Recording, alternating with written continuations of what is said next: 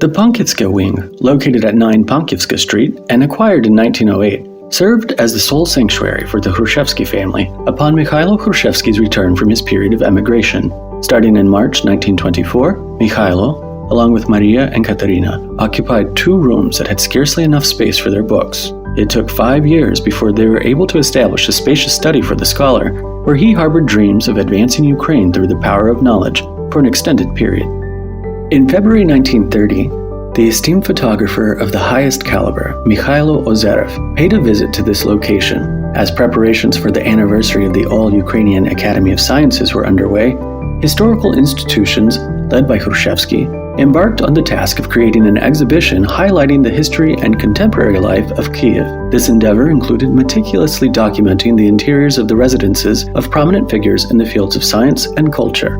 Thus, Ozerev's camera captured a panoramic view of academician Hrushevsky's modest domestic workspace, catching even the minutest details. Little did the master realize at the time the invaluable contribution he was making to future museum curators. Over 70 years later, the preserved glass negative photographs would become a primary source for a unique museum reconstruction.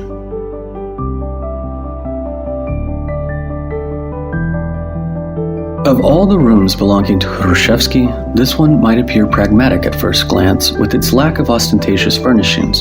However, it exuded a unique aura and ambiance that perfectly encapsulated the owner's preferences.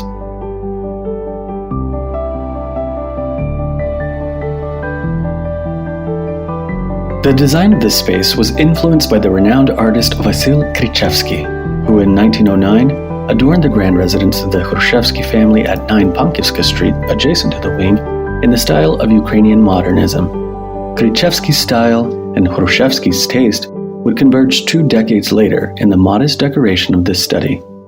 Artistic highlights included a splendid podil carpet, works crafted by Mykhailo artisans, and an antique clock that evoked the nostalgia of bygone eras. Practicality defined the arrangement of the study, with convenient shelves and tables providing ample space for books and stacks of manuscripts. It also served as a welcoming space for guests, including friends, students, and colleagues. Regrettably, among them were individuals who constantly reported to the NKVD, the Soviet secret police, about the academician with the European name, who remained steadfast in his political beliefs, just as he did in his spelling. Every day, academician Hrushevsky comfortably settled in his favorite Tonet bentwood chair at his writing desk. The Tonet company had representatives in various corners of the world, including Kyiv and Odessa. Thus, the Hrushevsky family could easily select their preferred models from the extensive assortment offered by the factory.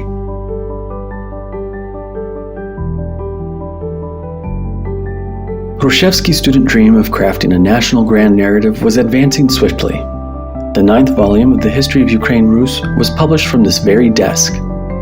He was in the process of working on the 10th volume, which covered the era of Ivan Vyshinsky, at the time of his departure to Moscow in early March 1931. With the words, "Farewell, learn to manage without me," the historian was compelled to leave the confines of his study, his home, and Ukraine itself, embarking on an honorable exile to Moscow.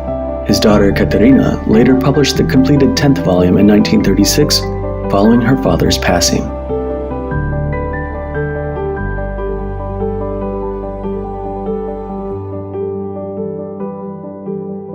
Each time he took his seat at the work desk, the scholar would cast his gaze out of the window, contemplating the melancholic panorama of the ruins that once belonged to the grand family mansion. These ruins, destroyed by incendiary shells in January 1918, had been known as the Hrushevsky House since 1909, only to be blown up in 1921.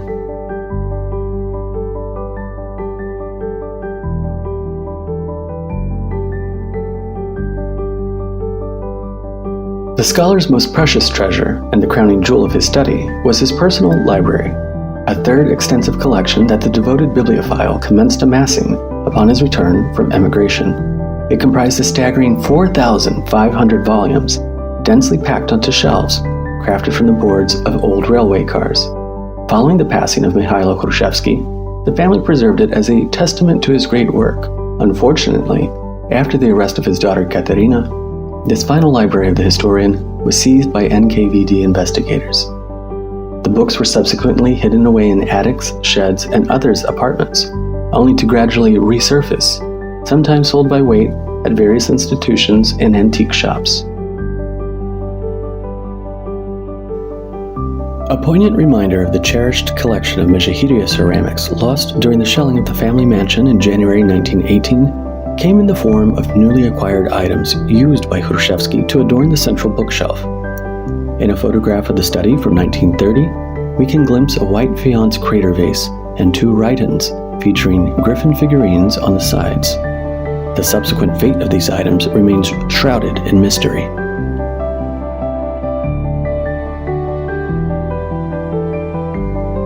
One's attention is drawn to a pocket watch bearing the engraved name Khoma Shot and the city Novhorod-Siversky. Further investigation revealed that in 1837, two watchmakers plied their trade in Novhorod-Siversky. One of them was a former serf named Khoma Shot, who, according to accounts, enjoyed indulging in a drink when visiting the estates of the nobility to repair their ancestral timepieces. In Khoma Shot's skilled hands, the old mechanism transformed into a rarity that would eventually take pride of place in Hrushevsky's study. Within his working study, Mykhailo Hrushevskyi adorned the commode with a photograph of his beloved wife, Maria. From the first days of their acquaintance, he sought in her a faithful companion and assistant in public affairs.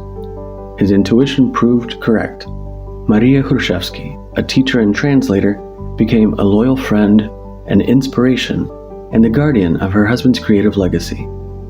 Following his passing, she preserved his study like a sanctuary, changing nothing within it throughout the years. The image of Mykhailo Hrushevskyi, immortalized in gypsum, would, a few years after his passing, enrich the realm of memory for the dearest husband and father. Upon completing the construction of the historian's tomb pedestal in 1936, sculptor Ivan Mykhailo presented the family with a trial version of the portrait. Weathering numerous histories, the bas-relief made its return to Pankivska Street in 2015. Thus, step by step, Maria Hrushevsky's dreams of a preserve are coming to fruition.